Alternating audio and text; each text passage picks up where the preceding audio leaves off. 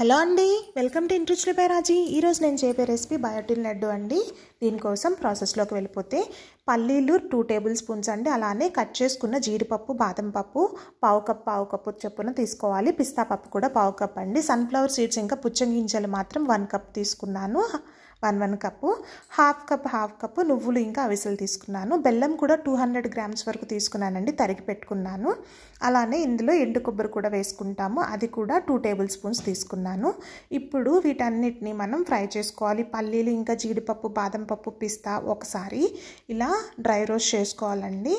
ఇవన్నీ ప్యాన్లో వేసేసుకొని మీడియం ఫ్లేమ్ నుంచి లో ఫ్లేమ్లోంచి మీడియం ఫ్లేమ్ పెట్టుకుంటూ నీట్గా గోల్డెన్ బ్రౌన్ వచ్చేంత వరకు డ్రై రోస్ట్ చేసుకోవాలి. ఇలా డ్రై రోస్ట్ చేసుకొని వీటిని తీసి పక్కన పెట్టుకోవాలి. మిగతా ఇంగ్రీడియంట్స్ అన్నిటినీ కూడా ఇలానే వేసుకొని డ్రై రోస్ట్ చేసుకోవాలండి. చూడండి, నేను వీటిని గోల్డెన్ బ్రౌన్ అయ్యేంత వరకు డ్రై రోస్ట్ చేసుకున్నాను. ఇప్పుడు వీటిని తీసి పక్కన పెట్టేసుకొని సన్ఫ్లవర్ సీడ్స్ ఇంకా వాటర్ మిలన్ సీడ్స్ అంటే పుచ్చగింజల్ని ఒకసారి ఫ్రై చేసుకుంటాను. తర్వాత మిగతా వాటిని ఫ్రై చేసుకోవాలి. నాకు బెల్లము 200 గ్రామ్స్ వరకు పట్టిందండి. స్వీట్ తినే దాన్ని బట్టి మనం బెల్లంని వేసుకోవచ్చు. బెల్లంకి బదులు ఖర్జూరం కూడా వేసుకోవచ్చు అండి. కాకపోతే ఖర్జూరాన్ని మాత్రం కొంచెం నెయ్యి వేసి ఫ్రై చేసుకుంటే చాలా బాగుంటుంది.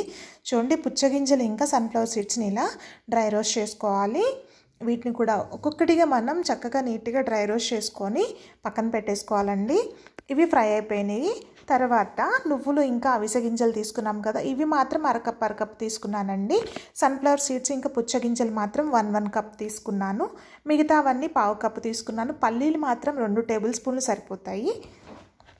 వీటన్నిటిని కూడా ఇవి కూడా నీట్గా లో ఫ్లేమ్లో పెట్టుకొని డ్రై రోస్ట్ చేసుకొని పక్కన పెట్టేసుకోవాలండి. పక్కన పెట్టేసుకొని ఇవన్నీ కొంచెం చల్లారిపోయిన తర్వాత మనం మిక్సీ పట్టేసుకోవాలి. పౌడర్ లాగా బెల్లం వేసుకొని మిక్సీ పట్టుకోవాలండి. మిక్సీ పట్టేటప్పుడు మీరు ఎంత స్వీట్ తింటారో అంత క్వాంటిటీతో బెల్లం వేసుకొని మిక్సీ పట్టుకోండి. ఇందులోనే ఎండు కొబ్బరి తురుము కూడా కలిపేసుకున్నాను. ఇప్పుడు వీటిని లడ్డుల్లా చుట్టేసుకుందామండి. సన్ఫ్లవర్ సీడ్స్ ఇంకా నువ్వులు ఉన్నాయి కదా, వాటిలో ఉన్న నూనె శాతంతోనే మనకి మంచిగా లడ్డూలు వచ్చేస్తాయి. ఎటువంటి నెయ్యి అవసరం పడదండి. సూపర్ టేస్టీ ఇంకా హెల్దీ అయిన బయోటిన్ లడ్డు రెడీ అయిపోయిందండి. ఇవి మనకి స్కిన్కి, హెయిర్కి అన్నిటికీ చాలా మంచిదండి.